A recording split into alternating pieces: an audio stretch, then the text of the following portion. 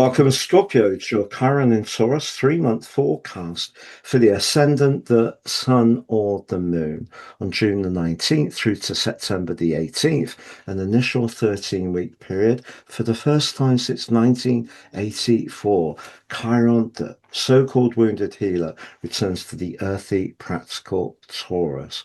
In my last video, the 50-year cycle of Chiron, I reflected on its unusual orbit, its journey through Aries, and the broad energy of Chiron in Taurus. The Taurus is the sign of values. And it's also about how we feel about our self-worth. And for you, particularly around your connections to others, the seventh solar house. So today I want to help you to think about how there may be some areas to heal, but also how you can unlock greater value in this incredibly important part of life.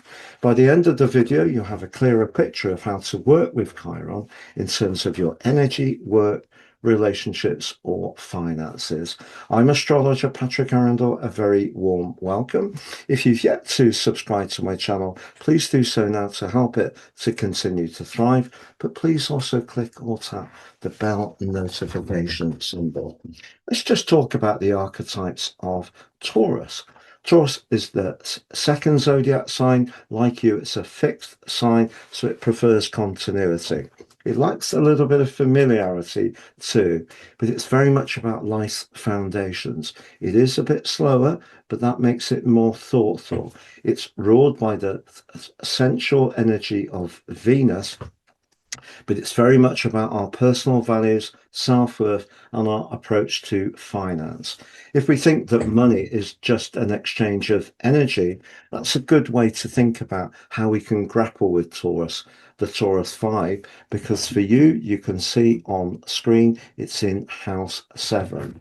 But ironies of ironies, Scorpio, your traditional ruler, Mars, is in the house when this event occurs.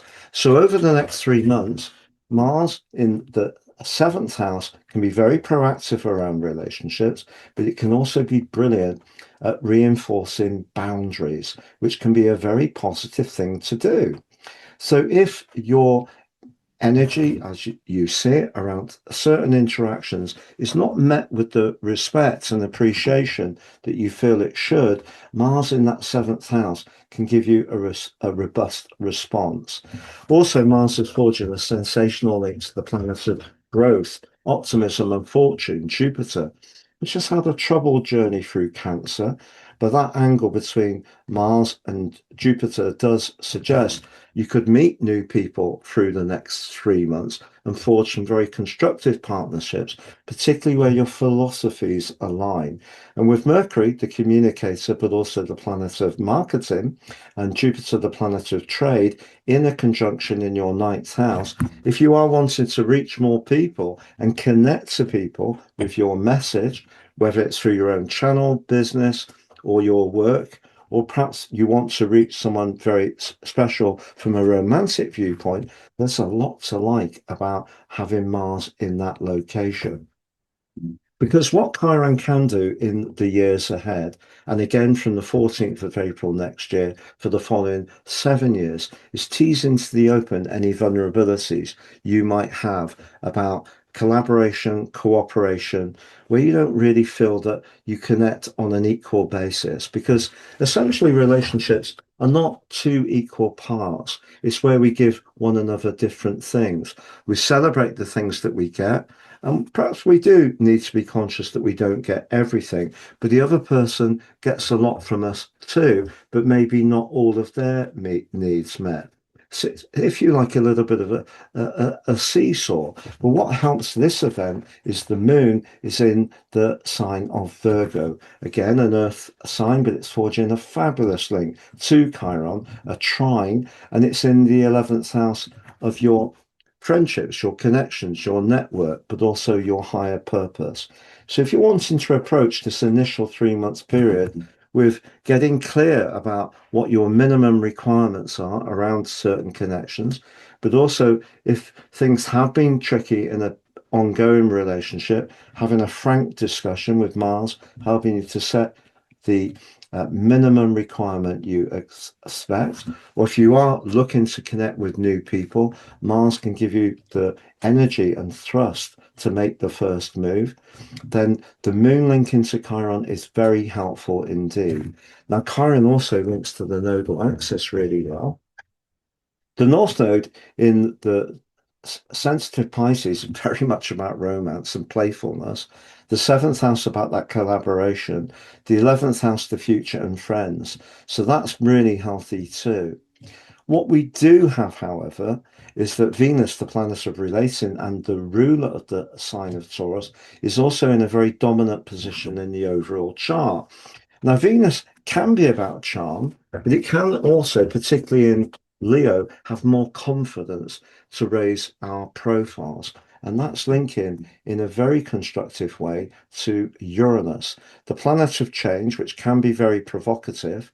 So if you are perhaps going through some kind of transition around your relationships, but you do want to stay available to meet someone, that's really interesting. There could be a sudden connection over the next 13 weeks, which really surprises you, but it could come through quite a public situation.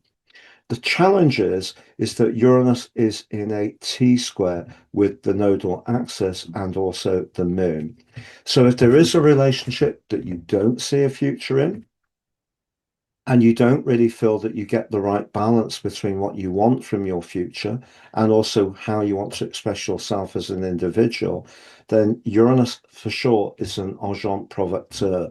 It's kind of really saying to you the eighth house can be about where things come to an end. It can be where we become more invested. But Uranus can be about separation and independence and freedom. So if you're not feeling in a relationship, you don't feel valued, you don't feel respected, you don't feel that what you do put in, even if you're putting everything into it, whether it is money, which can be a Taurus theme, whether it is material assets, whether it is time, whether it is sincerity, if that's not really being heard, I think you're going to really want to uh, look very carefully at reinforcing what's good for you, what's healing for you. Because if you're given to a relationship that you get nothing back from, that can just end up being or feeling like you're an invisible person, which is a very, very not good place to be.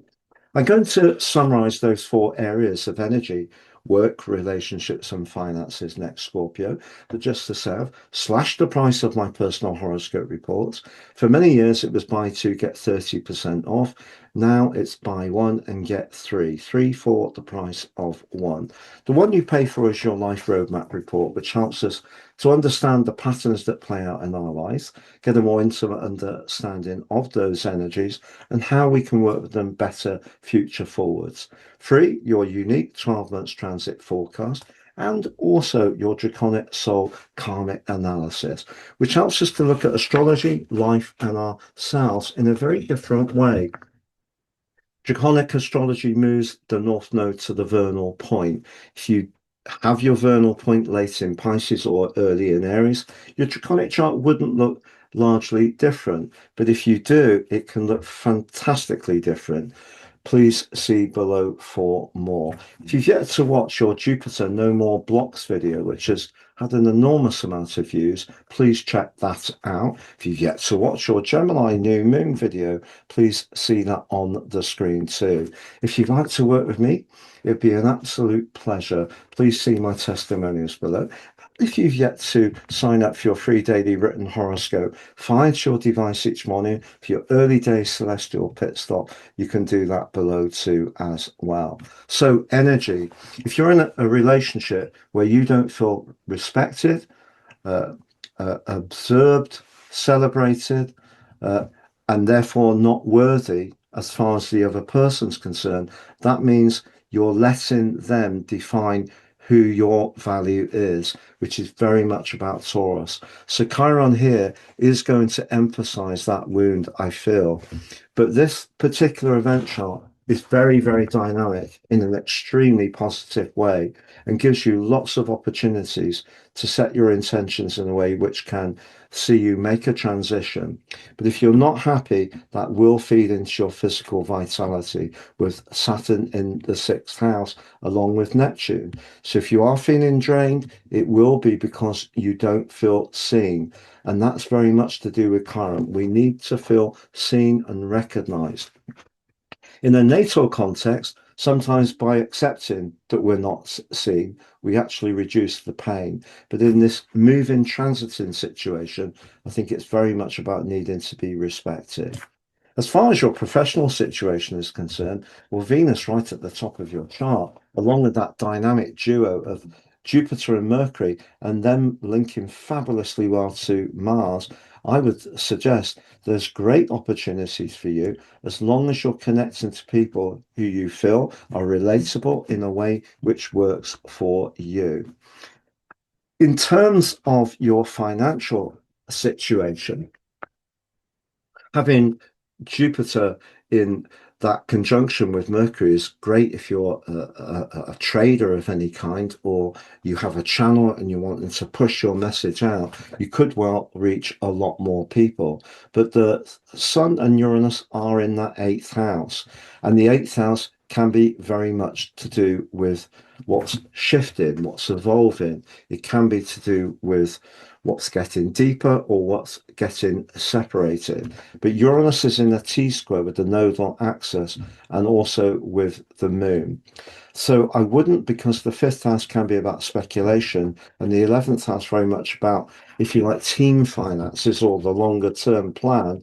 You could suddenly spin out of a situation if you don't feel it's working for you, but equally you could feel a bit more inclined to do something much more impulsively. And I would really caution against that unless the terms of reference are truly clear. When it comes to relationships, well, clearly Chiron says it all.